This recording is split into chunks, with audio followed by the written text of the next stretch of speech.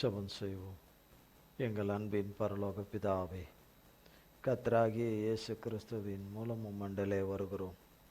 இந்த நாளிலே ஆண்டவரே, எங்களுக்கு வேண்டிய உம்முடைய பரத்திலிருந்து எங்களுக்கு தர வேண்டிய ஜீவ ஆகாரமாகிய மன்னா, பரிசுத்த வேதாகமத்திலிருந்து பரிசுத்த ஆவியானவராகிய சத்திய ஆவியானவராகிய எங்கள் ஆவியானவராகிய தகப்பன் எங்களுக்கு தந்தருள வேண்டும் என்றும், எங்களுக்கு போதிக்க வேண்டும் என்றும், எங்களை வழிநடத்த வேண்டும் என்றும் கிறிஸ்து இயேசுவின் நாமத்தினாலே தந்தையாகிய ஆவியானவராகிய தகப்பனே, எங்களை முற்றிலுமாய் தாழ்த்தி பாதம் பணிந்து தாழ்மையோடு உம்மை அழைக்கிறோம். வாரும் ஆவியானவரே, இவ்வேளையை பொறுப்படுத்திக் கொள்ளுங்க. மண்ணோட்டை மறைத்து கொள்ளுங்க. மாம்சமும் இரத்தமும் வேதத்தை நீர் கொடாததும் புறம்பானவைகளும் ஒன்று கூட என்னிலே ஒரு காலமும் காணக்கூடாதபடி தகப்பனாகிய இயேசு கிறிஸ்துவின் நாமத்தின் அக்கினினாலும் கிறிஸ்து இயேசுவின் மன்னிப்பின் இரத்தத்தின் அக்கினினாலும் என்னிலே வேரோடு சுட்டரிக்கப்பட்டு போவதாக.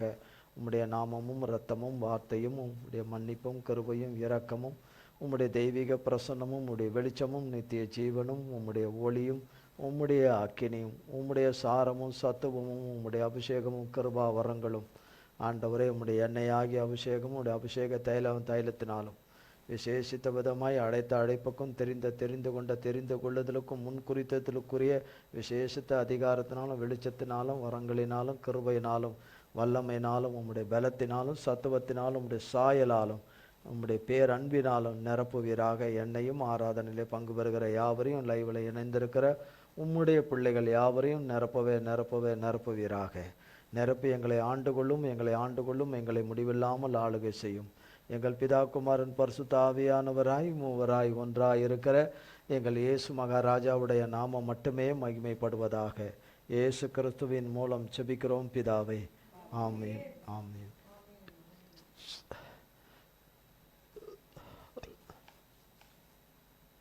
கர்த்தருடைய நாமத்திற்கு ஸ்தோத்திரம்.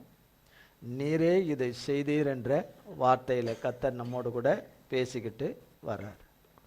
உலகத்திலே மனுஷரால் புறக்கணிக்கப்பட்டவர்களும் மனுஷரால் தள்ளப்பட்டவர்களும் உள்ளத்திலிருந்து தூக்கி எறியப்பட்டவர்களும் மனுஷருடைய இருதயத்தின் உள்ளத்திலிருந்து தூக்கி எறியப்பட்டவர்களும் தங்கள் தேவைக்கு மாத்திரம் தன்னுடைய மனிதர்களை பயன்படுத்தி கொள்ளுகிறவருமாய் இருக்கிற இந்த உலகத்தில், எல்லாவற்றிலும் புறம்பே தள்ளுகிற இந்த உலகத்தில் தேவை என்று இருக்கும் பொழுது அரவணைத்து கொள்வதும், இப்போ தேவையில்லை என்பது போல, இனி தேவைப்படாதது போல என்று உள்ளத்தில் மனதில் எண்ணும் போது ஒதுக்கி தள்ளுவதும் வெறுத்து தள்ளுவதும் அவர்களை புறம்பாக்கி போடுவதும் இந்த உலகத்தில் இருக்கிற ஒவ்வொரு மனுஷனும் செய்கிற செயல் இது.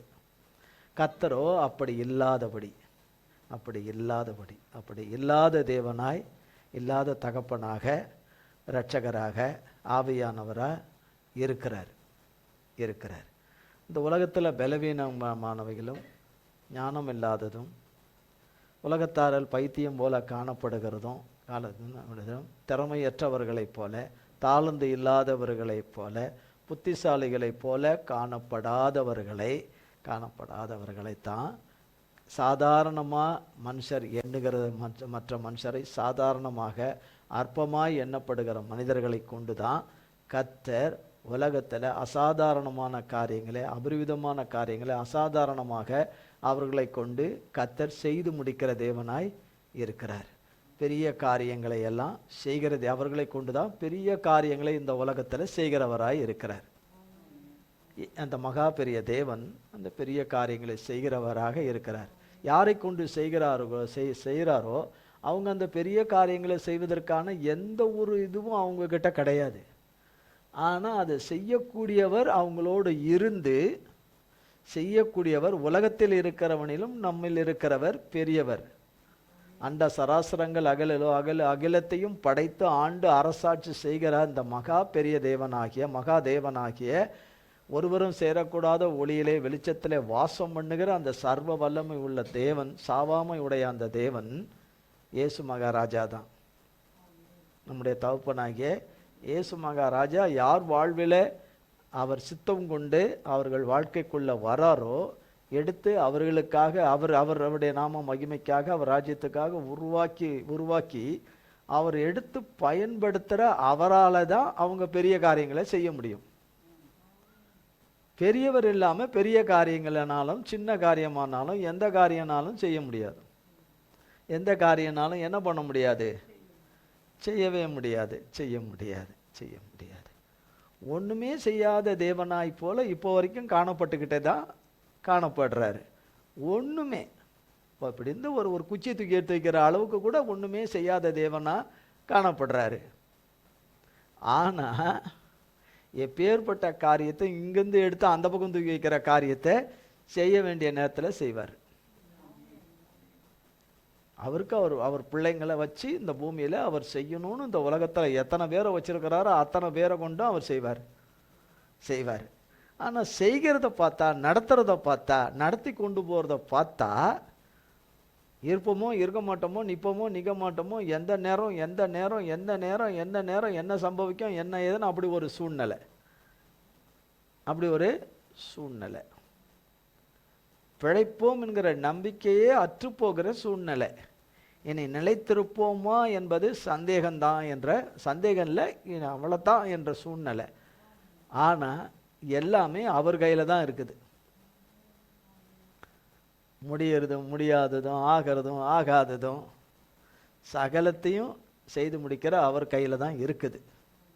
அவர் கரத்தினாலே ஆகும், அவர் ஆவினாலே எல்லாம் ஆகும். அவர் நாமத்தினாலே ஆகும், அவர் வார்த்தையாலே ஆகும், அவர் வசனத்தினாலே ஆகும், அவர் வல்லமையினாலே ஆகும். அவர் பார்த்தாலே ஆகும், அவர் நினைத்தாலே ஆகும், அவர் நினைவு கொண்டால் ஆகும். இப்படி நிறைய இருக்குது. ஆனால் அதன்படி எதுவும் இருந்த மாதிரி தெரியல. அதன்படி இருந்த மாதிரியே அதுக்கான எந்த விதமான இதுகளே இல்லை. இனி இந்த தேவன் ஒருத்தர் தான் உண்மை உள்ள தேவனும் அவர் ஒருத்தர் தான். வேற எந்த தேவனும் உண்டு? எந்த தேவனும் முதல்ல தேவனாவும் கிடையாது. தேவன் சொல்லுகிறாங்க. இன்னொரு தேவன்ற ஒரு தேவனே கிடையாது. இருக்கிறதே ஒரு தேவன் தான். பிதா குமாரன் பரிசுத்த ஆவியானவராய் மூவராய் ஒன்றாய் இருக்கிற இயேசு மகா ராஜாவை தவிர வேற தேவன் இல்லை. திரியேக தேவனாய் மூவராய் ஒன்றாய் இருக்கிற நம் ஆட்டுக்குட்டியானவராகிய இயேசு மகா ராஜாவை தவிர வேற யாரும் கிடையாது. அந்த நல்லவரும் வல்லவரும் உண்மை உள்ளவரும் சத்தியம் உள்ளவரும் பொய் உரையாத தேவன், மனம் மாறாத தேவன், அன்புள்ள தேவன், மன்னிக்கிற தேவன், கிருபை உள்ள தேவன், அப்படி நம்ம சொல்லிக்கிட்டே போகலாம். அவன் சொல்லிட்டு போகலாம். அது எல்லாமே அவர் தான். அவர் மனசு வச்சாதான் எல்லாமே நடக்கும் அவர் பிள்ளைங்க வாழ்க்கையில். அவர் மனசு வைக்காட்டி எதுவுமே நடக்காது. அவரு பிள்ளைங்க வாழ்க்கையில் மனசு வச்சுட்டாரு. அந்த மனசை மாற்றுங்க. இன்னார் மேலே மனசு வச்சுட்டீங்க, இன்னார் மேலே ஒரு நேசத்தை வச்சுட்டீங்க, இன்னார் பேரில் ஒரு பிரியத்தை வச்சுட்டீங்க, இன்னாரை கொண்டு செய்யணும்னு வச்சுட்டீங்க, அதை மாற்றிருங்க தயவு செய்து என்று சொன்னால் அதை மாற்றாத தகப்பனாகவும் இருக்கிறார். அதில் மாறி போகாதவரும் மாற்றாதவராக இருக்கிறார். அந்த தேவன்தான் பெரிய தேவனாய் இருக்கிறதுனால அவர் செய்கிறவைகள் எல்லாம் பெரிய காரியங்களை தான் செய்கிறவராக இருக்கிறார் என்று வேதம் சொல்லுது. இப்போ துரும்பு அளவு கூட செய்கிற மாதிரி தெரியல. உண்மையும் அதுதான், துரும்பு அளவு கூட செய்கிற மாதிரி தெரியல. ஆனால் அந்த தேவன் தான் பெரிய காரியங்களை செய்ய சித்தமுள்ளவராய் இருக்கிறார். அந்த சர்வ வியாபியாகிய அவர் தான் சித்தம் உள்ளவராய் இருக்கிறார். 135ஆம் சங்கீதம்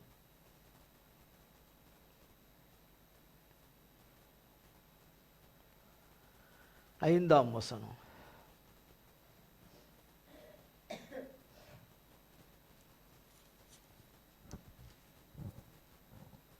பேஜ் 754. கர்த்தர் பெரியவர் என்றும் நம்முடைய ஆண்டவர் எல்லா தேவர்களுக்கும் மேலானவர் என்றும் நான் அறிவேன். 136ஆம் சங்கீதம் 4ஆம் வசனம். ஒருவராய் பெரிய அதிசயங்களை செய்கிறவரை துதியுங்கள், அவர் கிருபை என்றும் உள்ளது. எங்கேயோ கேட்ட மாதிரி இருக்கும் இது. நம்ம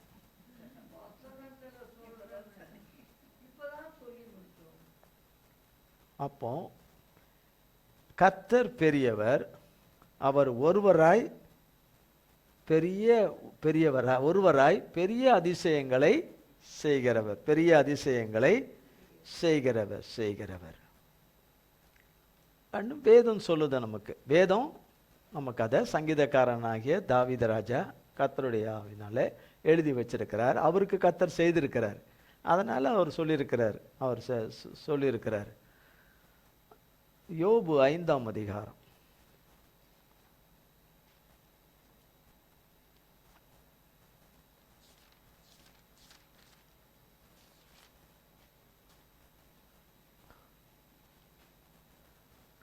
யோபு 5ஆம் அதிகாரம் 9ஆம் வசனம். ஆராய்ந்து முடியாத பெரிய காரியங்களையும் எண்ணி முடியாத அதிசயங்களையும் அவர் செய்கிறார். இங்கு யோபு இப்படி சொல்றார். இந்த இடத்துல யோபின் புஸ்தகத்துல சொல்லப்பட்டிருக்குது கர்த்தருடைய வார்த்தை. நம்மளால ஆராய முடியாத ஒரு பெரிய காரியத்தையும் நம்மால் முடியாத காரியத்தையும் எண்ணி எண்ணி யோசித்தாலும் அதை எண்ண முடியாதபடி யோசிக்க முடியாத ஒரு பெரிய காரியங்களை, அதிசயங்களை அவர் செய்கிறார். அதுவும் என்னன்னு சொல்லப்படுது, பெரிய காரியங்களை அவர் செய்கிறார் என்று, பெரிய காரியங்களை செய்கிறார் என்று. யோபு 9ஆம் அதிகாரம் 10ஆம் வசனம். ஆராய்ந்து முடியாத பெரிய காரியங்களையும் எண்ணி முடியாத அதிசயங்களையும் அவர் செய்கிறார். ரெண்டு பெரிய காரியத்தையும் செய்கிறாரு, அதிசயத்தையும் செய்கிறார். பெரிய காரியத்தையும் செய்கிறாரு, ஒன்றுத்தையும் காணலையே அப்படின்னு இருக்கும். ஆனால் வேதம் சொல்லுகிறது பெரிய காரியங்களையும் செய்கிறாரு, அதிசயத்தக்க காரியங்களையும் அவர் செய்கிறார் என்று சொல்லி.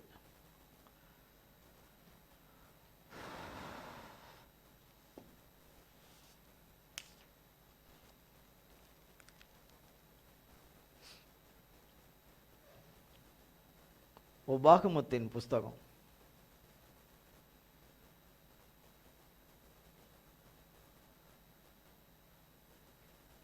6ஆம் அதிகாரம்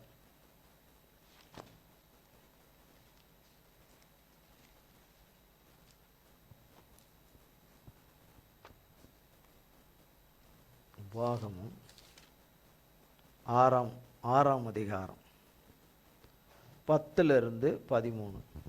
உன் தேவனாகிய கர்த்தர் உனக்கு கொடுப்பேன் என்று ஆபிரகாம், ஈசாக்கு, யாக்கோபு என்பவர்களாகிய உன் பிதாக்களுக்கு ஆணையிட்டு கொடுத்த தேசத்தில் உன்னை பிரவேசிக்க பண்ணும்போது நீ கட்டாத வசதியான பெரிய பட்டணங்களையும் நீ நிரப்பாத சகல நல்ல வஸ்துக்களாலும் நிரம்பிய வீடுகளையும் நீ வெட்டாமல் வெட்டப்பட்டிருக்கிற துறவுகளையும் நீ நடாத திராட்சை தோட்டங்களையும் ஒலிவ தோப்புகளையும் அவர் உனக்கு கொடுப்பதினால் நீ சாப்பிட்டு திருப்தியாகும்போது நீ அடிமைப்பட்டிருந்த வீடாகிய எகிப்து தேசத்திலிருந்து உன்னை புறப்பட பண்ணின கர்த்தரை மறவாதபடிக்கு எச்சரிக்கையாயிரு.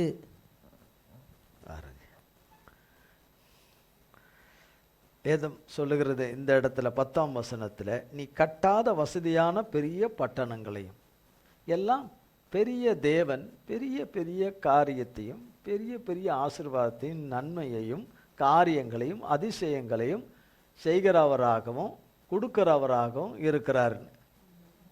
செய்கிறவராகவும் கொடுக்கிறவராகவும் இருக்கிறார் என்று சொல்றேன். அப்போ பெரிய காரியங்களை செய்கிறவர் பெரிய வேலையும் செய்ய கொடுக்கிறவர். பெரிய வேலையையும் அந்த வேலையும் பெரிய வேலையை தான் கொடுப்பார். பெரிய காரியங்களை செய்கிறவர் பெரிய வேலையை தான் கொடுப்பார், பெரிய வேலையை தான் சேர்ப்பார். பெருசாக எதிர்பார்ப்பார் அவர் பிள்ளைங்க கிட்ட.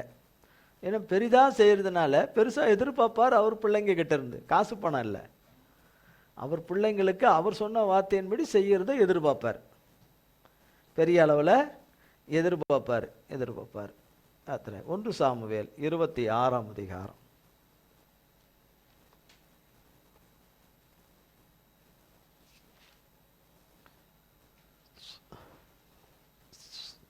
25ஆம் வசனம்.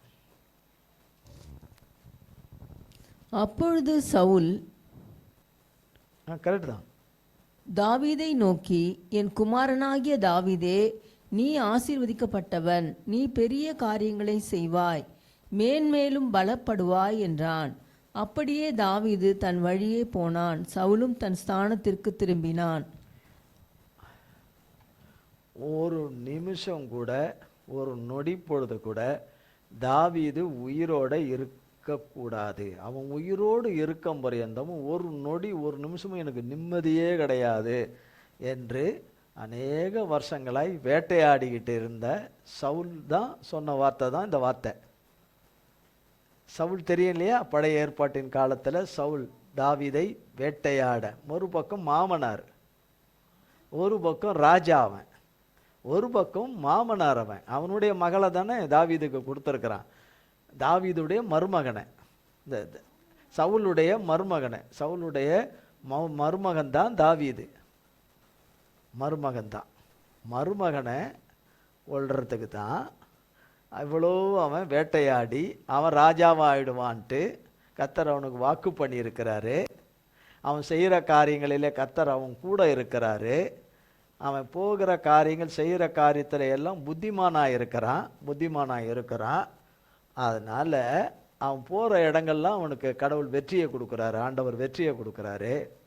அவனுக்கு பேரும் புகழையும் கொடுக்குறாரு, கீர்த்தியும் புகழ்ச்சியும் அவனுக்கு உண்டாகுது. அவன் உயிரோடு இருக்கக்கூடாது. மருமகனாக இருந்தால் யாராக இருந்தா என்ன, என் மகளை கட்டினவனாக இருந்தான்னா யாராக இருந்தா என்ன, அவன் உயிரை எடுக்காமல் விடமாட்டேன்னு சொல்கிறவன் தான் அவன் உயிரை எடுக்கிற ஒரு நேரமும் வேலையும் வரும்போது தாவீது அந்த காரியத்தை செய்யலை. தாவீது அந்த காரியத்தை கர்த்தர் நிமித்தமாக செய்யலை, தப்ப விடுறாரு. அப்போது சொல்லப்பட்ட இந்த வார்த்தை தான். அப்பொழுது சவுல் தாவீதை நோக்கி, என் குமாரனாகிய தாவீதே, நீ ஆசீர்வதிக்கப்பட்டவன். அப்போ எதுக்கு கொலை செய்ய தேடணும்? அவனும் பூமியில் இருக்கவே கூடாது, அவனும் வம்சமும் உயிரோடு கூட இருக்கக்கூடாது, அவனை இந்த உலகத்தை விட்டு அவனை அனுப்பணும், அவனையும் குடும்பத்தையும் வேறற்று போக போகணும், இந்த வேலையே பண்ணிக்கின்னு இருக்கணும். ஏன்னா தாவீதோட கர்த்தர் இருக்கிறாரு, அதனால அவன் உயிரோடு இருக்கக்கூடாது. என்னோட யார் இல்லை? கர்த்தர் இல்லை, அதனால அவன் உயிரோடு இருக்கக்கூடாது. இதுதான் இன்னைக்கு வரைக்கும் நடக்குது உலகத்தில். இன்னைக்கு வரைக்கும் நடக்குது உலகத்தில், நடக்குது. உயிரோட கூட இருக்கக்கூடாது, நிம்மதியாக இருக்கக்கூடாது. இவ்வளோண்டு சமாதானம் தான் இருக்கும் உள்ளத்தில். அந்த சமாதானமும் என்ன செய்யக்கூடாது? இருக்கக்கூடாது. இவ்வளோண்டு தான் நிம்மதி, அந்த நிம்மதி கூட என்ன செய்யக்கூடாது? இருக்கக்கூடாது. இவ்வளோண்டு தான் தூக்கம் இருக்கும், அந்த தூக்கமும் அவனுக்கு இருக்கக்கூடாது. இருக்கவே கூட. பூமி முழுசும் இப்படிப்பட்ட ஜனங்களால தான் நிறைந்திருக்கிறார்கள். ஆனா கூப்பிடுறது என்னன்னு கூப்பிடுறான்? என் குமாரனே, மகனேன்னு கூப்பிடுறான். மருமகனை என்னன்னு கூப்பிடுறான்?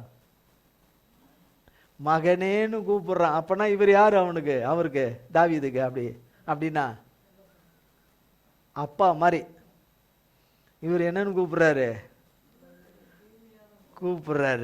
கேட்டு, நீ ஆசீர்வதிக்கப்பட்டவன். எப்படி? நீ ஆசீர்வதிக்கப்பட்டவன், நீ பெரிய காரியங்களை செய்வ. என்ன செய்வ? இப்ப இவர் செய்ய வந்த காரியம் நடக்கல. இவர் செய்ய வந்த காரியம் என்னது? தாவீத தலைய எடுத்துடணும்னு. இப்போ அவன் தலையை எடுக்கிற ஒரு தருணத்தை தேவன் கொடுத்தாரு. ஆனால் தேவன் கொடுத்த அந்த வாய்ப்பை அவர் பயன்படுத்த செய்யலை. அபிஷேகம் பெற்றவர், கடவுளுடைய அபிஷேகம் பெற்றவர், நான் கை வைக்கவே மாட்டேன், அந்த தீங்கை செய்ய மாட்டேன்.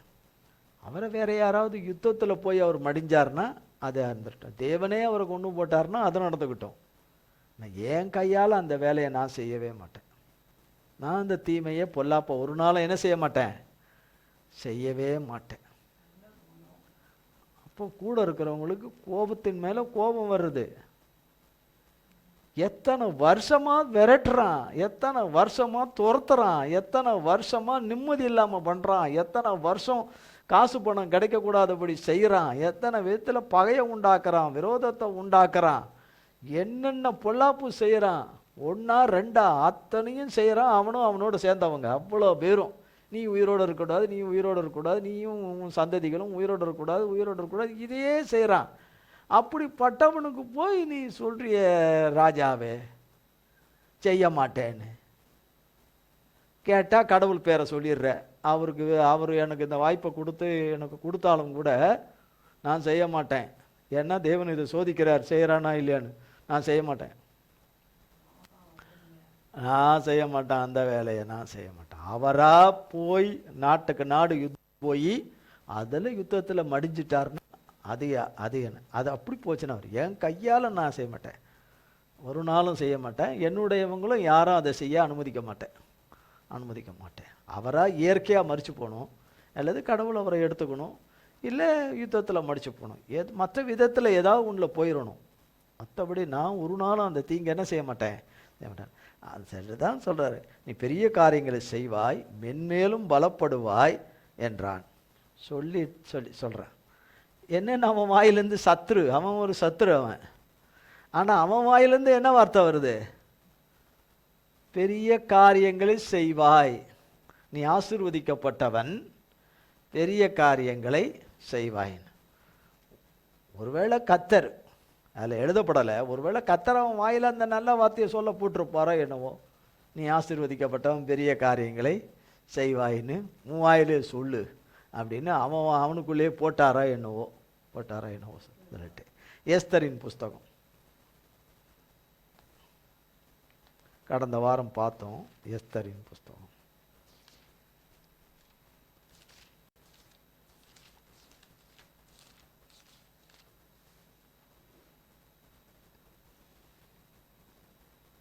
பார்த்தோம். எஸ்தரினுடைய புஸ்தகத்தில் எஸ்தரின் சரித்திரம், எஸ்தரினுடைய குடும்பம்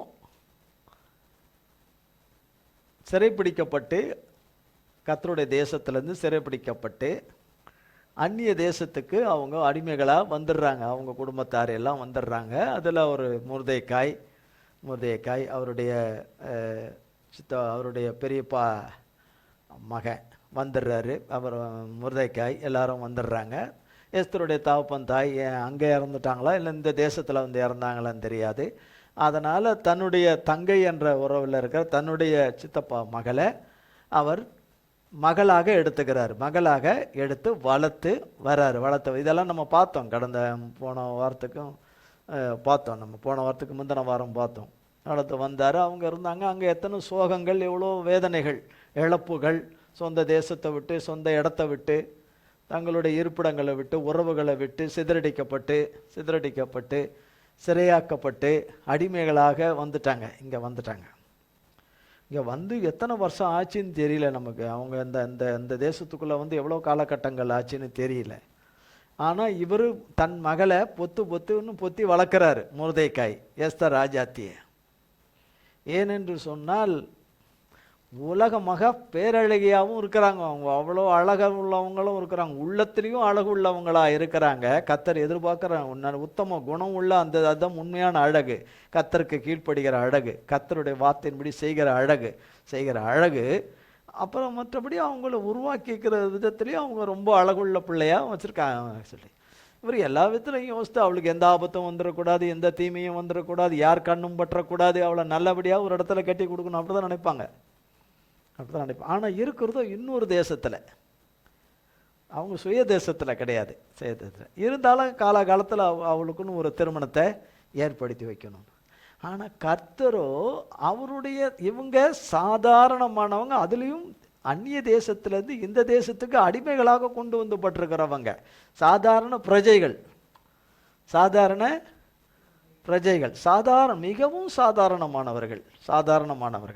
முர்தேக்காய் கர்த்தருடைய வழி நடத்தினுடைய சித்தத்தினால அந்த அரண்மனையில் ஒரு சாதாரண ஒரு வேலையை செஞ்சிட்டு இருக்கிறாரு. ஒரு சேவகனா, ஒரு காவலனா ஒரு வேலையை பார்க்குறாரு, ஒரு சோல்ஜராக அங்கே வேலை பார்க்குறாரு. அந்த இடத்துல ஒரு சாதாரண ஒரு வகுப்பில் உள்ள ஒரு கேட்டகரியில் வேலை செய்கிறாரு. முர்தேக்காய் வேலை செய்கிறாரு. வந்து பிழைப்புக்குரிய ஒரு வேலையை செய்கிறாரு. அதனால் தன்னுடைய மகளை காப்பாற்றுறாரு. திருமணம் செய்யலை, தன் மகளை காப்பாற்றி கொண்டு வராரு. எல்லா விதத்திலும் ஆண்டவருடைய வார்த்தையை ஒரு சர்வ வல்லமுள்ள ஒரே தேவனாகிய நம்முடைய யெகோவா தேவனை குறித்து, ஒரே தேவனை குறித்த கட்டளைகள் கற்பனைகள் எல்லாம் சொல்லி கொடுத்து, பரிசுத்த தேவனை குறித்தும் உண்மையும் உத்தமமான தேவனை குறித்தும் அவர் குறித்த பிதாக்களின் தேவனை குறித்து நல்லாவே சொல்லி கொடுத்து சொல்லி ஊட்டி ஊட்டி ஊட்டி வளர்த்துருக்காரு. எப்படி ஊட்டி ஊட்டி வளர்த்துருக்கிறாரு. மிக கண்டிப்பாகவும் வளர்த்துருக்கிறாரு, வைராக்கியமும் வளர்த்துருக்கிறாரு, பரிசுத்தத்திலையும் சொல்லி வளர்த்துருக்கிறார். பரிசுத்தத்திலும் உண்மையிலும் உத்தமத்திலும் வளர்த்துருக்கிறாரு. கர்த்தரை எப்படி அணுகணும், எந்த சூழ்நிலையில் கர்த்தரை எப்படி அணுகணும், அவர்கிட்ட எப்படி போகணும், எப்படி அணுகணும், எப்படி ஜெபிக்கணும், விண்ணப்பம் பண்ணணும், வேண்டுதல் பண்ணணும், உபவாசிக்கணும், எல்லாமே கற்றுக் கொடுத்துருக்கிறாரு. எல்லாமே சொல்லி கொடுத்துருக்கிறாரு. என்ன நினச்சிருப்பாரு, அவளை கெட்டி கொடுக்க போகிற இடத்துல அங்கே தான் குடும்பத்தை கட்டுவா, தன் பிள்ளைகளுக்கு அதை சொல்லி கொடுப்பா. அதுதான் பிதாக்கள் வழியாக நடந்த, தேவனை பின்பற்றி நடந்த ஆபிரகாம், ஈசாக்கு, யாக்கோபு இவர்கள் எல்லாம். ஏன்னா ஆபிரகாமை குறித்து கர்த்தர் சொல்றார், அவன் தன் பிள்ளைகளுக்கு கர்த்தரை குறித்த காரியங்களை குறித்து சொல்லுவான் என்று நான் அறிந்திருக்கிறேன்றார். கர்த்தர் ஆமாம் சொல்றார், நான் அறிந்திருக்கிறேன். இன்னும் ஈசாக்கு பிறக்கிறதுக்கு முன்னாடியே சொல்றாரு, அவன் பிள்ளைகளுக்கெல்லாம் 4-5 தலைமுறைக்கும் சொல்லுவான்றாரு. அதையே முன்கூட்டி பார்த்துக்கிட்டு சொல்றாரு, இப்படி சொல்லுவாப்புல ஆபிரகாம் சொல்லுவான், உண்மை உள்ளவராக இருந்து சொல்லுவாருன்னு கர்த்தர் சொல்றாரு. அப்படிப்பட்ட அந்த வழி தோன்றல் சந்ததிகளில் வந்தவங்க தான் இவங்க. இந்த இதெல்லாம் இவர் ஒரு பென்னியமின் கோத்திரத்தை சேர்ந்தவர். மொர்தெக்காய் 12 கோத்திரங்களில் பென்னியமின் கோத்திரம். பென்னியமின்னா யோசேப்புடைய தம்பி. எகிப்து தேசத்தில் அதிபதியானார்ல, அவருடைய தம்பி கோத்திரம் பென்னியமின் கோத்திரம். பென்னியமின் கோத்திரத்தினுடைய வம்சத்தை சேர்ந்தவர் தான் இந்த மொர்தெக்காய், எஸ்தர் இவங்கெல்லாம். அப்போது அதைத்தான் அவர் மனசில் நினச்சிருப்பார். அவ்வளோதான். அவளை கட்டி கொடுத்துட்டா அவர் நம்ம பாட்டை வேலை செஞ்சு நம்ம பிழைச்சி நம்ம அவளை எப்போ இப்போ நம்ம இந்த உலகத்தில் எப்படி நடக்குது அதே மாதிரி தான் போய் பார்த்துக்குவோம், கொள்வோம், அவ்வளோ இருப்போம். அப்புறம் நம்ம காலங்கள் முடிஞ்சதுன்னா நம்ம போவோம். அவ்வளோதான் இருந்திருப்பார், அப்படி தான் இருந்திருப்பார். ஆனால் இந்த சாதாரணமான மக்களை வைத்து தான் உலகத்தில் யூதர்களுக்கு வரப்போகிற இவங்க யூத ஜனம், கர்த்தருடைய சொந்த ஜனம், இந்த ஜனங்களுக்கு, கர்த்தர் தெரிந்து கொண்ட ஜனங்களுக்கு, கர்த்தர் முன்குறிச்சிருக்கிற ஜனங்களுக்கு, அவர் ரத்தத்தினால முன்குறிச்சு முத்திரை போட்டிருக்கிற அவர் ஜனங்களுக்கு இந்த உலகத்தில் வருகிற மிகப்பெரிய ஆபத்திலிருந்து, அழிவிலிருந்து காப்பாற்றுறதுக்கு இந்த 2 பேரும் முன்குறிச்சு வச்சிருந்திருக்கிறார்.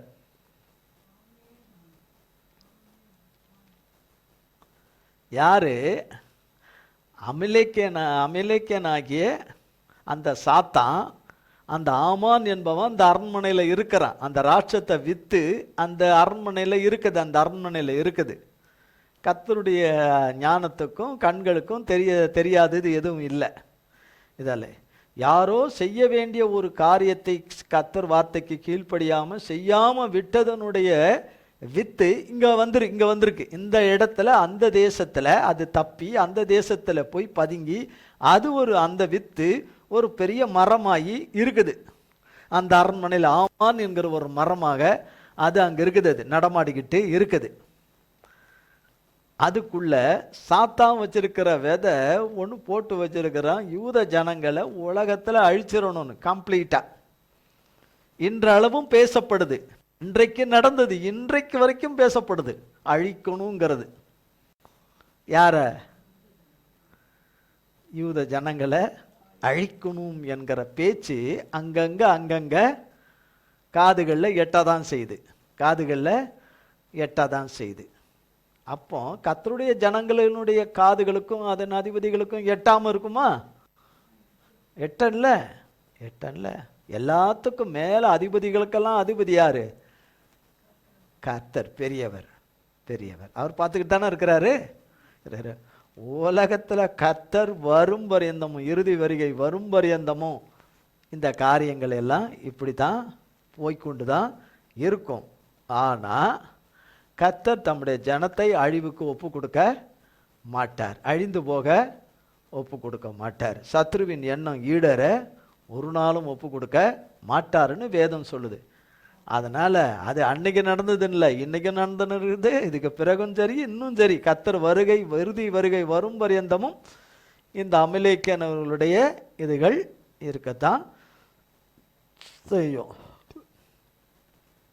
அநேக அமலேக்கிய ராட்சதர்களை எல்லாம் அநேக சீகோன்கள் எல்லாம் கர்த்தர் அழிக்க தான் செய்கிறாரு. கர்த்தர் அழிச்சுக்கிட்டு தான் வர்றாரு. கர்த்தர் அழிக்காமல் இல்லை. பெரிய ராஜாக்கள், அந்த ராஜாக்கள் கர்த்தர் அழிச்சுக்கிட்டு தான் வர்றாரு. அப்போ இவங்களுக்கு தெரியாது இதனுடைய இது ஏன் இப்படி போகுது, பாதைகள் இப்படி போயிட்டே இருக்கு. ஏதோ சுமாராக இருக்கிறோம் நம்ம வாழ்க்கைன்ற நிலை மாறி இப்போ எஸ்தர் ராஜாத்தியை பிடிச்சிட்டு வந்துட்டாங்க, அரண்மனைக்கு கொண்டு வச்சுட்டாங்க. அரண்மனையில் கொண்டு வச்சுட்டாங்க. ராஜாவுக்கு பெண்ணு பார்க்குறாங்கன்னு சொல்லிட்டு ராணி யாருன்னு அவங்கள மட்டும் பிடிச்சிட்டு வரலாம். அவங்கள மாதிரி நிறைய பேரை பிடிச்சிட்டு வந்துருக்குறாங்க. அதில் ஒருத்தர் இவங்க யார்? எஸ்தர். 127 நாடுகளுக்கு ராணி ஆக்கிறது. யாரை ராணி ஆக்கணும்னு ராஜா தெரிவு செய்கிறாரோ அங்கே ஒரு 300 பேர் 600 பேர்கிட்ட பிடிச்சிட்டு வந்துருக்குறாங்க. அதில் ஒரு ஆள், அந்த ஒரு ஆளுக்கு அதிகாரிங்க இருக்கிறாங்க, எல்லாம் கவனிக்கிற அதிகாரிங்க இருக்கிறாங்க, எல்லாரையும் அவங்கவுங்கள கவனிக்கிறவங்கன்னு. அந்த அதிகாரி கண்களில் கர்த்தர் தயவு கொடுத்தாருன்னு வாசித்தோம். போன வாரத்துக்கு முந்தின வாரம் பார்த்தோம். கர்த்தர் அவங்க கண்களில் தயவு கொடுக்க செய்தார். 5 பேர் அவளுக்கு உதவி செய்யறதுக்கு. எத்தனை பேர்? 5 பேர் உதவி செய்யறதுக்கு பாருங்க. இதெல்லாம் இருந்தது. இதனால அங்கலாய்க்கிறாரு, பிடிச்சிட்டு வந்துட்டாங்களேன்னு அங்கே கன்னிமாவனத்துக்கும் அங்கேயும் அலையிறாரு. ஐயோ ஐயோ ஐயோ ஐயோ நான் அலையிறாரு. அப்போ பார்க்கும்போது நம்மளை போல தான் அவருக்கும் தோன்றிருக்கும். கொஞ்சம் கூட கர்த்தர் இறக்கமே இல்லையே. அங்கே தான் எல்லாம் போச்சு, எல்லாம் இதாக போச்சு, ஒன்றும் இல்லாமல் போச்சு. இங்கே வந்தோம், இது போனோம், அது இப்போ கொஞ்சம் நிம்மதியாக கொஞ்சம் தூரத்து பொட்டுன்னு எல்லாமே சூன்யமான மாதிரி ஆகிப்போச்சு. வாழ்க்கையே சூன்யமான போச்சு. இருக்கிறது அந்த ஒரு பிள்ளை தான். அந்த பிள்ளையும் இப்போ என்ன ஆயிற்று, நம்ம இதில் இல்லை, பாதுகாப்பில் இல்லை, அந்நியனுடைய இதில் கைவசத்தில் இருக்குது, இங்கே இருக்குது, இப்படி இருக்குது. ஐயோ ஐயோன்னு எத்தனையோ புலம்பியிருப்பார். கண்டிப்பாக புலம்பி இருக்கும்போது நம்பிக்கைக்கே அங்கே ஏதுகாரமாக இல்லாமல் இருந்திருக்கும். எல்லாமே சூன்யமாயிட்ட மாதிரி இருந்திருக்கும். சூன்யம் மாதிரி எல்லாம் விகற்பமாகி போச்சேன்னு சொல்லிட்டு தேவனிடத்தில் எப்படிலாம் சொல்லி அழுதுருப்பார், மன்றாடி கதறிக்கிட்டு இருப்பார். என்ன நடத்துதல் இப்படி இருக்குதுன்னு சொல்லிட்டு. ஏன் சம்பவிக்குது, என்ன பாவமோ, என்ன என் பிதாக்கள் பாவம், என் பாவம் என்ன ஆண்டவரே, எஸ்தர் ராஜாத்தி பாவம் என்னவோ மன்னிச்சிருங்க ஆண்டவரே, எல்லா பாவ அறிக்கையெல்லாம் சொல்லிலாம் அழுதுருப்பார். பாவம் மீறுதல்கள் அறிக்கை, அக்கிரமத்தின் அறிக்கை, என்னென்ன அறிக்கை, பாவ அறிக்கை இருக்கோ எல்லாம் சொல்லிலாம் அழுதுருப்பார். ஆனால் இப்படி இவர் கதறி இப்படி அழுறாரு. அது எஸ்தருக்கு தெரியுமா? தெரியாது. எஸ்தர்கிட்ட சொல்லியும் வச்சுட்டாரு, நம்ம யூத குலத்தை சேர்ந்தவங்கன்னு ஒரு நாளும் யாருக்கிட்டையும் சொல்லிடாதுன்னு. இது ஆனால் இவங்க வேதத்தில் இருக்கிற புதிய ஏற்பாட்டில் இருக்கிற மகதனா மரியாள் மாதிரி இவங்க கர்த்தர் சொன்ன வார்த்தை இருதயத்தில் கரெக்டாக காத்து கொண்டவங்களில் இவங்க ஒரு முக்கிய நபராக இருக்கிறாங்க. காத்து கொண்டாங்க என்று அவனை வாசிப்போம். இருங்க.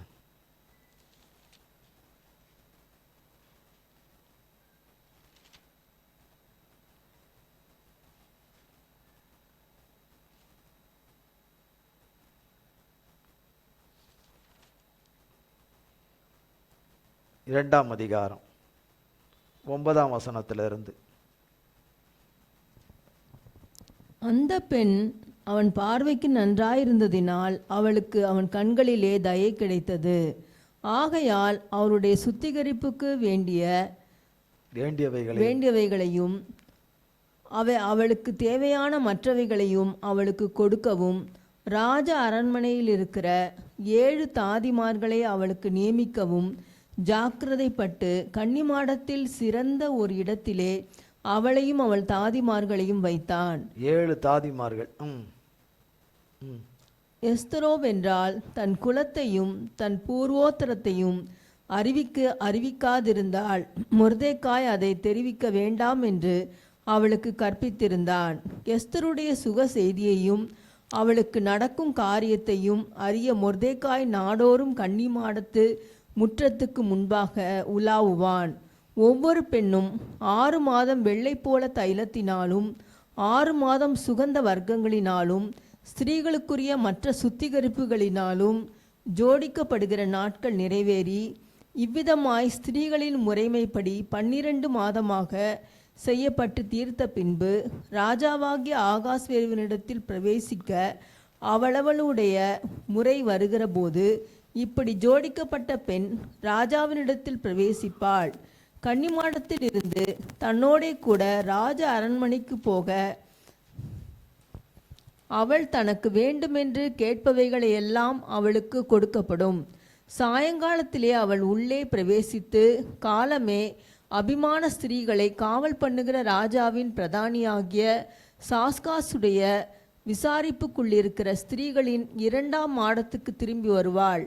ராஜா தன்னை விரும்பி பேர் சொல்லி அழைப்பித்தால் ஒழிய அவள் ஒருபோதும் ராஜாவினிடத்தில் பிரவேசிக்க கூடாது.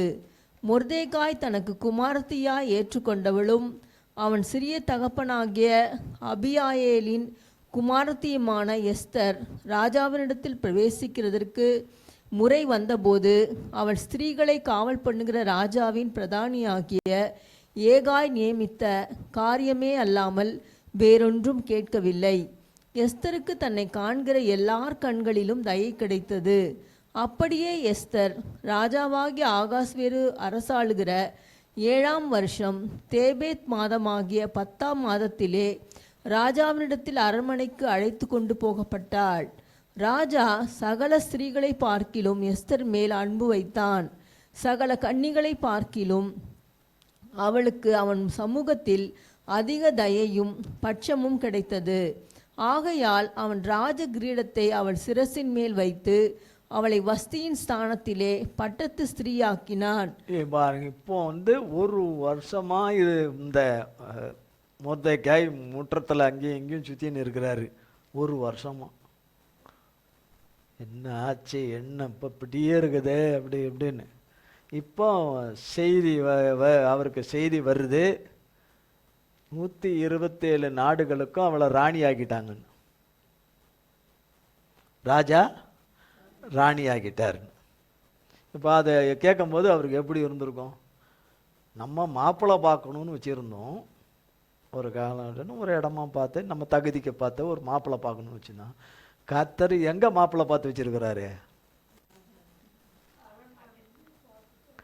ராஜ்யத்தை ஆளுகிற 127 தேசத்தையும் ஆளுகிற ராஜாவை மாப்பிள்ளையாக வச்சிருக்கிறார், முன்குறிச்சு வச்சிருக்கிறார். இவருக்கு மருமகனா முன்குறிச்சு வச்சிருக்கிறார். இவருக்கு மொர்தெகாய்க்கு மொர்தெகாய்க்கு மருமகன் ராஜா, 127 நாடுகளை ஆள்ற ராஜா மருமகனா முன்குறிச்சு வச்சிருக்கிறார். இந்த எஸ்தர் ராஜாத்தி பிறக்கும் போது தன் தகப்பனுடைய சுயதேசத்தில் பிறந்திருந்திருப்பாங்க.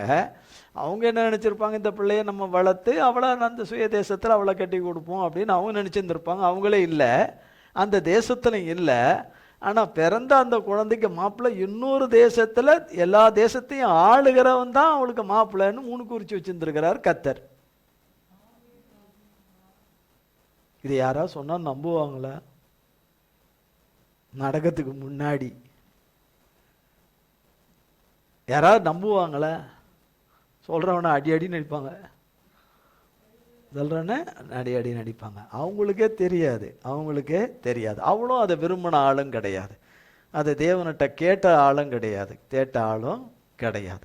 இப்போ அவ்வளோ பெரிய தேசத்துக்கு, அநேக தேசங்களுக்கு அவளை மிகப்பெரிய அளவில் கர்த்தர் கொண்டு வந்து உயர்த்தும் போதும் கர்த்தருடைய மகளாகவும் மொர்தெகாயுடைய மகளாகத்தான் இருந்தாங்க. அவங்க பெருமை என்பது எதுவும் இராதபடி, கர்வம் என்பது எதுவும் இராதபடி, மேட்டின்மை என்பது எதுவுமே இராதபடி அவங்க எப்படி இருந்தாங்களோ, தகப்பன் வீட்டில் எப்படி இருந்தாங்களோ அதே மாதிரி ராஜ அரண்மனையிலும் இருக்கிறாங்க.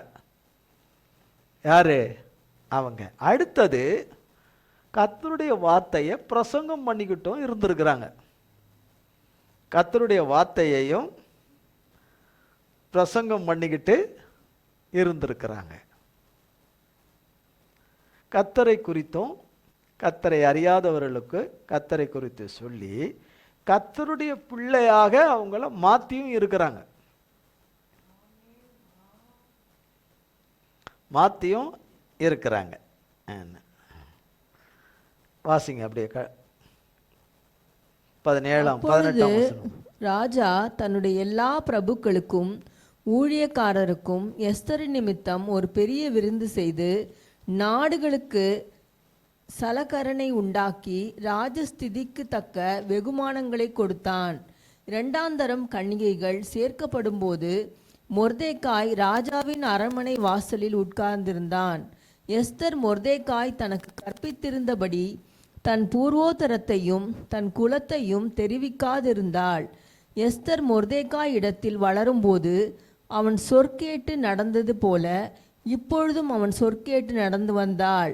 அந்நாட்களில் என்னன்னு சொல்லப்பட்டிருக்கு பாருங்க. எஸ்தர் மொர்தேக்காய் தன் தகப்பன் தனக்கு கற்பித்திருக்கிறபடி தன் பூர்வ குலத்தை குறித்தும் தன் பூர்வீகத்தை குறித்தும் தன் குலத்தை குறித்தும் தெரிவிக்காதிருந்தா. தெரிவிக்கல, நீ சொல்லல அப்படின்னு சொல்லிட்டு அடுத்தது அப்போ மீட் பண்ணுறாங்க, சந்திக்கிறாங்க, சந்தித்து பேசுகிற காரியங்கள் நடக்குது.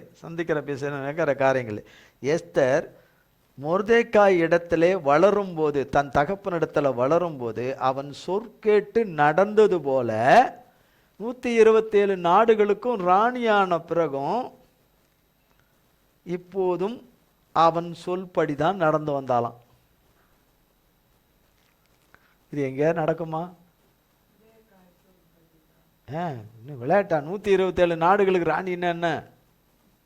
வீட்டுக்கே ராணின்னாலே தலைகால் புரியாது. சேர் கீழே இருக்கும், கால் மேலே இருக்கும், தலை கீழே இருக்கும், கால் மேலே இருக்கும், கால் மேலே இருக்கும். சும்மானாலே நான் என் வீட்டுக்கு ராணின்னு. அங்கே ராணியெல்லாம் வச்சுருக்க மாட்டாங்க. அங்கே அடின்னு அடிப்பாங்க, பின்னுவாங்க. சொல்லிக்கிறது வெளியில் சொல்லுவாங்க, என்னை ராணி மாதிரி வச்சுருந்தாங்க, என்னை ராணி மாதிரி வச்சுருக்குறாங்க. நீங்கள் என்னை ராணி மாதிரி பார்த்துக்கினீங்கன்னா ஓகே. என்னை ராணி மாதிரி இந்த ராணிங்கிறதுக்கு எவ்வளோ அர்த்தம் இருக்குதுன்றது தெரியாது. குடிமக்களுக்கு அத்தனை பேருக்கும் அவங்க தான் பொறுப்பு, இந்த ராணின்றாங்க. இப்போ ராணியானவங்க மொர்தேக்காய்க்கும் ராணி தான். அவங்க தேசத்தின் பிரஜைகள், குடிமக்கள் என்கிற அந்த சட்டத்தின்படி மொர்தேக்காய்க்கும் இவங்க தான் ராணி. ஆனால் அவருக்கு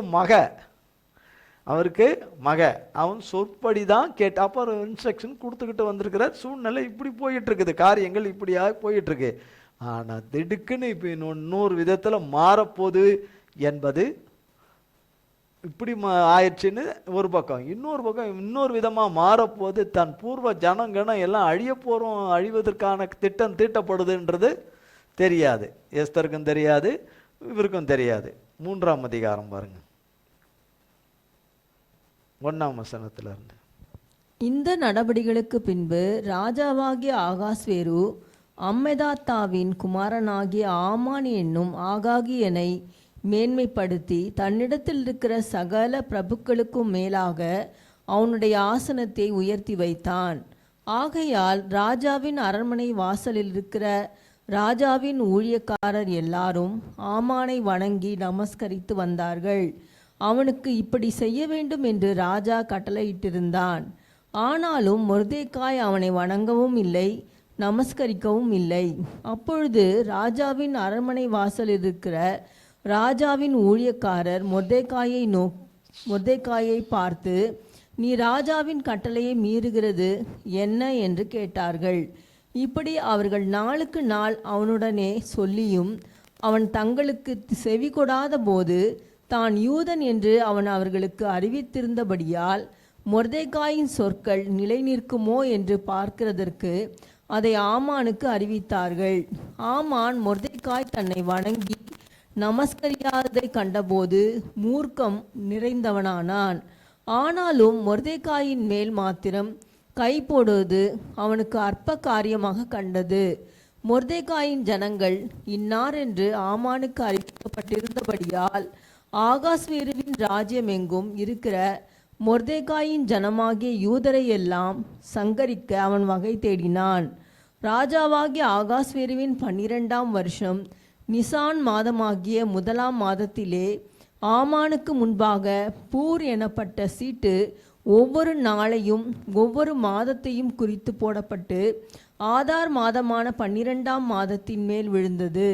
அப்பொழுது ஆமான் ஆகாஸ்வேரு ராஜாவை நோக்கி, உம்முடைய ராஜ்யத்தின் சகல நாடுகளிலும் உள்ள ஜனங்களுக்குள்ளே ஒருவித ஜனங்கள் சிதறுண்டு பரம்பி இருக்கிறார்கள். அவர்களுடைய வழக்கங்கள் சகல ஜனங்களுடைய வழக்கங்களுக்கும் விகற்பமாயிருக்கிறது. அவர்கள் ராஜாவின் சட்டங்களை கைக்கொள்ளுகிறதில்லை. ஆகையால் அவர்களை இப்படி விட்டிருக்கிறது ராஜாவுக்கு நியாயமல்ல. ராஜாவுக்கு சம்மதியானால் அவர்களை அழிக்க வேண்டும் என்று எழுதி அனுப்ப வேண்டியது.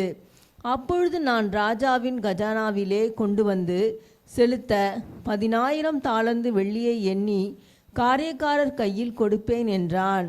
அப்பொழுது ராஜா தன் கையில் இருக்கிற தன் மோதிரத்தை கழற்றி அதை ஆகாகியனான அமெதாத்தாவின் குமாரனும், அவன் சொல்ற காரியம்லாம் என்ன? அவங்க வேற மாதிரி நடக்கிறாங்க, ராஜ்யத்துக்கு விரோதமா நடக்கிறாங்க, தேசத்துக்கு துரோகமா செய்யறவங்களா இருக்கிறாங்க, தேசத்து சட்ட திட்டங்களை மதிக்கிறது இல்லை, அவங்க கலாச்சாரம் எல்லாமே வேற மாதிரி இருக்கு, நம்ம தேசத்துல அவங்க நம்ம சட்டங்களை மதிக்கிறதுல ஒத்துழைக்கிறது இல்லை.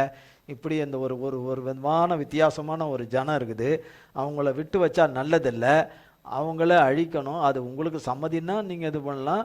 அப்படின்னா ஒரு 16,000 வெள்ளி காசுகள் கொண்டு வந்து கஜானாவில் கொண்டு வந்து சேர்க்கலாம். ஒரு பக்கம் எல்லாமே பொருளாதார ரீதியில் ஒரு நல்ல வெல்த்தை கொண்டு வந்து கொடுக்குறேன்றான். எல்லாம் இந்த ஒரு பக்கம் நம்ம ராஜ்யத்துக்கு விரோதமாக இருக்கிறதெல்லாம் அழிச்சு போட்டலான்றான். நல்ல ஆலோசனையை தான் நான் சொல்கிறேன். எல்லாமே திரிச்சு மறைச்சி எல்லாமே வச்சு சொல்லி மோதிரத்தையும் வாங்கிடுறான். மோதிரம் கேட்கல, ராஜாவே என்ன செய்துடுறான். இப்போ பிசாசு ஆமானை உயர்த்துகிறான். பிசாசு ஆமானை உயர்த்துவது, ஆமானை போல யாரை பிசாசு உயர்த்தி பெரியவனாக்கினாலும் அவன் அழிந்து போவதற்கே தான். அவன் அழிந்து போவதற்கே தான். கர்த்தர் உருவாக்கி பெரியவனாக்கிறது அழிஞ்சு போறதுக்கல்ல, அழியாமையை தரித்து கொள்றதுக்கு, அழியாமையை தரித்து கொள்றதுக்கு. இப்படி அழிந்து போறதுக்கு ஒரு உதாரணம் இந்த ஆமான். இப்போ மோதிரத்தை வாங்கிட்டான். இப்போ மோதிரத்தை கழட்டி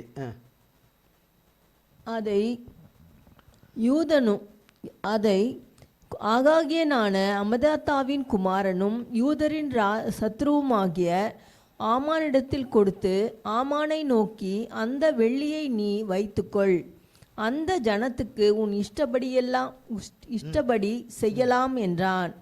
1 மாதம் 13 தேதியிலே ராஜாவின் சம்பிரதிகள் அழைக்கப்பட்டார்கள்.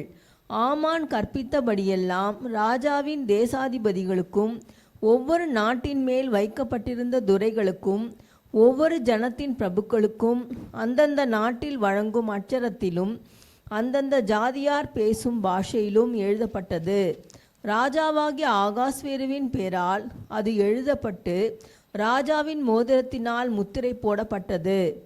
ஆதார் மாதமான 12 மாதம் 13 தேதியாகிய ஒரே நாளிலே சிறியோர் பெரியோர் குழந்தைகள் ஸ்திரீகள் ஆகிய சகல யூதரையும் அழித்து கொன்று நிர்மூலமாக்கவும் அவர்களை கொள்ளையிடவும் அஞ்சற்காரர் கையிலே ராஜாவின் நாடுகளுக்கெல்லாம் கட்டளைகள் அனுப்பப்பட்டது. அந்த நாளுக்கு ஆயத்தப்பட்டிருக்க வேண்டும் என்று சகல ஜனங்களுக்கும் கூறி அறிவிக்கிறதற்காக கொடுக்கப்பட்ட கட்டளையின் நகல் இதுவே. இது ஒவ்வொரு நாட்டிலும் பிரசித்தம் பண்ணப்பட்டது. அந்த அஞ்சற்காரர் ராஜாவின் உத்தரவினால் தீவிரமாய் புறப்பட்டு போனார்கள். அந்த கட்டளை சூசான் அரண்மனையில் பிறந்தது. ராஜாவும் ஆமானும் குடிக்கும்படி உட்கார்ந்தார்கள். சூசான் நகரம் கலங்கிற்று. எதுக்கு உட்கார்ந்தாங்களா? குடிக்கிறதுக்கு, கிரேப் ஜூஸ் குடிக்கிறதுக்காக உட்காந்தாங்க. அங்கே ஏல உட்காந்தாங்களாம், உள்ள உட்காந்துட்டாங்களாம். இப்போ இந்த சங்கதிகள், இப்படிப்பட்ட காரியங்கள் எல்லாம் நடக்குது. இப்போ இப்படிப்பட்ட காரியங்கள் எல்லாம் ஒருத்தருக்கு ஒரு பகைன்னா அவங்க மேலதான் கோபம் இருக்கும். ஆமானுக்கு மொர்தெக்காய் மேல இருக்குன்னா மொர்தெக்காய் மேலதான் இருக்கும். அவங்க ஜனங்க உலகம் முழுசா, அவங்களுடைய ஜனம், அந்த யூத ஜனம்ன்றது உலகம் முழுசும் இருக்குது. அவ்வளோ பேரும் கொள்ற எண்ணம் ஒருத்தனுக்கு வருமா? ஒருத்தனுக்கு வரவே வராது. அப்படி வராது. அப்படி வருதுன்றா அது யாரு கொடுக்குறா? அப்ப இந்த வித்து யாரு? இது ஒரு ராட்சத்த வித்து, இது ஒரு சாத்தானுடைய வித்து, சாத்தானுடைய வழியினுடைய வித்து இது. அதனால தான் ஒட்டு மொத்தமாக அழிக்கணும்னு. அப்போ இந்த ஆமானுடைய சந்ததியில் கர்த்தர் அந்த சந்ததியில் இருந்த ராட்சதர்களை, அதில் இருந்த பொல்லாதவர்களை கர்த்தர் வேறு அறுத்ததை பழி வாங்கும்படியாய் இந்த சந்தர்ப்பம் நமக்கு கிடைச்ச ஒரு பெரிய சந்தர்ப்பம். இந்த சந்தர்ப்பத்துக்கு இப்போ ராஜா நம்ம கைக்குள்ள வந்துட்டாரு. ராஜா கைக்குள்ள இப்போ எதுனாலும் ராஜா அவனிடத்துல வந்து ஆலோசனை கேட்குற அளவுக்கு வந்துட்டாரு. அவன்கிட்ட ஆலோசனை கேட்டு அவன்கிட்ட செய்து அவன் மேலே ஒரு பெரிய நம்பிக்கையை வச்சு அவனை நல்லா இன்னும் உயர்த்திக்கிட்டே வர்றாரு. இன்னும் இவன் ராஜா தான் ஆகலை. இவன் ராஜாவா அந்த ராஜாங்கத்தை கைப்பற்றலையே தவிர மற்றபடி ஏனையபடி இவன் எல்லா விதத்திலும் தன்னை பெரியவனா வந்துட்டான். இப்படிப்பட்ட பெரியவனா வர்றவன் பெரிய காரியத்தை செய்யறது எது? அழிக்கிறதுக்கு பெரிய காரியத்தை சாத்தான் இவனை கொண்டு செய்யறான். ஆனா அதை அழிக்கிற பெரியவர் இருக்கிறார், எல்லாவற்றுக்கும் பெரியவர். சாத்தானை காட்டிலும் பெரியவர் ஒருத்தர் இருக்கிறார். அவர் தான் கர்த்தர், கர்த்தராகிய இயேசு கிறிஸ்து. இப்போ கர்த்தராகிய இயேசு கிறிஸ்து சாதாரணமானவனை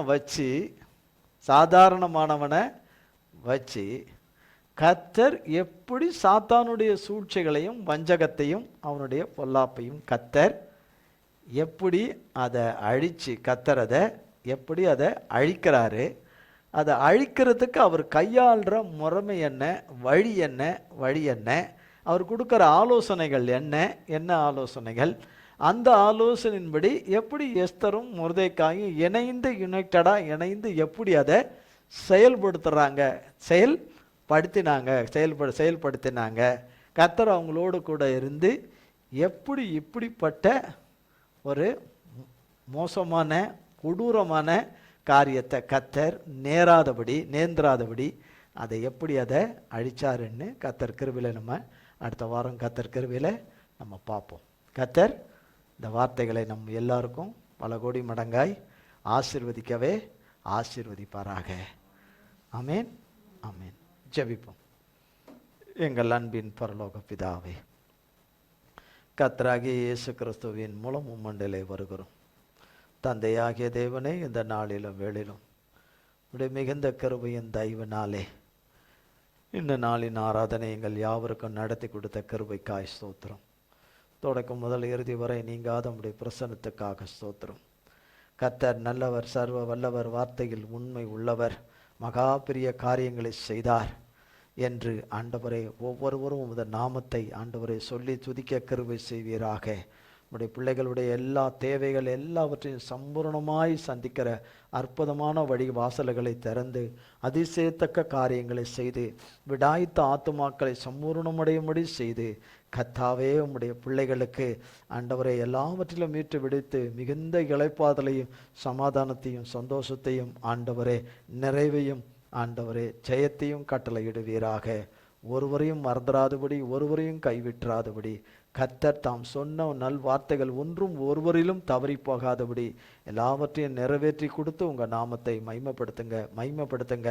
ஒருவரையும் விட்டுறாதபடி மகிமைப்படுத்துங்க. மகத்துவம் உள்ள நாமத்தை மகத்துவப்படுத்துங்க. மகா பெரும் காரியங்களை செய்து உடைய பிள்ளைகளை அதிசயிக்க பண்ணி பூரிக்க பண்ணி உமது நாமம் மகிமைப்பட கிருபை செய்யுங்க. உடைய கல்வாரி ரத்தத்துக்குள்ளே எங்கள் அத்தனை பேரையும் ஒப்பு கொடுக்கிறோம். இயேசு கிறிஸ்துவின் மூலம் செபிக்கிறோம் பிதாவே. ஆமேன், ஆமேன், ஆமேன். என் ஆத்துமாவே கர்த்தரை ஸ்தோத்ரி, என் முழு உள்ளமேற் பரிசுத்த நாமத்தை ஸ்தோத்ரி.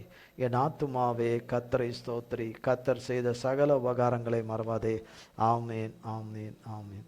கர்த்தராகிய இயேசு கிறிஸ்துவின் கிருபையும் பிதாவாகிய தேவனுடைய அன்பும் பரிசுத்த ஆவியானவருடைய அந்யோன்ய ஐக்கியமும் பராமரிப்பும் பாதுகாவலும் நம் அனைவரோடு கூட சதா காலங்களுக்கும் நிலைத்திருப்பதாக.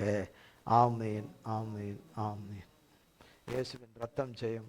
இயேசுவின் பரிசுத்த நாமத்திற்கே ஸ்தோத்திரம். God bless you.